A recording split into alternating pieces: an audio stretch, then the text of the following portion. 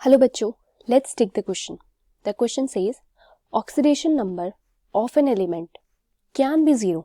यानी कि oxidation number जो होता है एक एलिमेंट का वो जीरो हो सकता है, बट जो वैलेंसी होती है ना, it is never zero. First of all we will see the key concept for the same, then हम क्वेश्चन देखते हैं. तो जो की कॉन्सेप्ट है, it is basically based on properties of atom.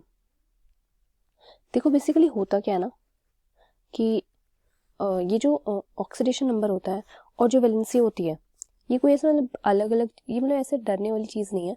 हमें बस ध्यान रखना पड़ता है कि वैलेंसी और ये बेसिकली होते क्या हैं, अलग अलग होते हैं दोनों चीज़ें. तो देखो ऑक्सीडेशन नंबर क्या होता है. ऑक्सीडेशन नंबर जो होता है, इट इज़ बेसिकली जो होता है, it is basically the charge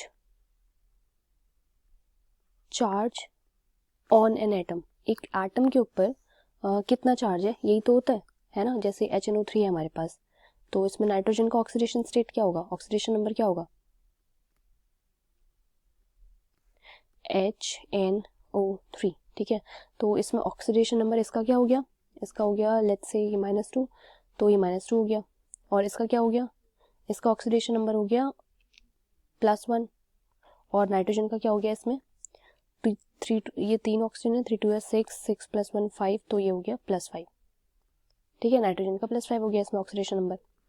तो oxidation number nothing but charge होता है एक एटम के ऊपर, जो कि कंबाइन करके ना एक हमें जो वैल्यू देता है वो जीरो आनी चाहिए, जिसमें ऐसे जिसकी हेल्प से हम डिफाइन कर पाते हैं कि हमारी उसकी जो प्रॉपर्टीज़ है वो किस तरीके से डिफर करती हैं. ठीक है, ऑन द अदर हैंड अगर हम देखें जो वैलेंसी होती है, वैलेंसी, ठीक है, वैलेंसी ऑफ एन एटम, तो जो एक एटम की वैलेंसी होती है, इट इज़ बेसिकली क्या होता है, वैलेंसी जो होती है इट इज़ कैपेसिटी होती है, कंबाइनिंग कैपेसिटी.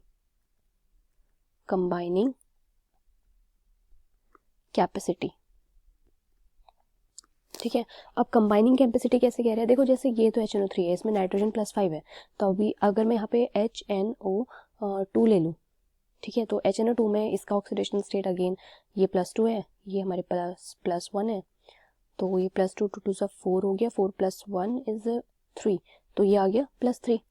ठीक है, तो ये हमारी जो हो जाएगी वैलेंसी. क्या होती है वैलेंसी, तो ये होती है कि इसके आउटर मोस्ट शेल में कितने नंबर ऑफ इलेक्ट्रॉन्स है, टोटल होने चाहिए थे 8. ठीक है, 8 में से 3 इसके पास यहाँ पे दिख रहे हैं, तो इसका मतलब ये अपना एक्सपेंड कर सकता है, जो अपनी मतलब इसको रिलीज भी कर सकता है, चाहे तो लॉस ऑफ इलेक्ट्रॉन कर दे, चाहे गेन ऑफ इलेक्ट्रॉन कर दे, इसके ऊपर है. तो लॉस ऑफ इलेक्ट्रॉन करेगा तो अलग तरीके के एटम बनाएगा और अगर एलिमेंट्स बनाएगा, कंपाउंड बनाएगा, और अगर गेन ऑफ इलेक्ट्रॉन करेगा तो अलग टाइप के कंपाउंड्स बनाएगा. ठीक है, इस तरीके से होता है. तो ये कोई होता है कंबाइनिंग कैपेसिटी होती है. और जो वैलेंसी होती है ना, ये कभी जीरो नहीं हो सकती है. क्यों जीरो नहीं हो सकती है, क्योंकि आउटर मोस्ट शेल में एटलीस्ट, देखा हमने हाइड्रोजन का देखा है ना, मिनिमम सबसे छोटा होता है एटम ना, तो इसके क्या होती है, इसकी वैलेंसी 1 होती है, कभी जीरो किसी की नहीं होती है. तो इसलिए वैलेंसी जो होती है ना, वो कभी जीरो नहीं हो सकती कंबाइनिंग कैपेसिटी.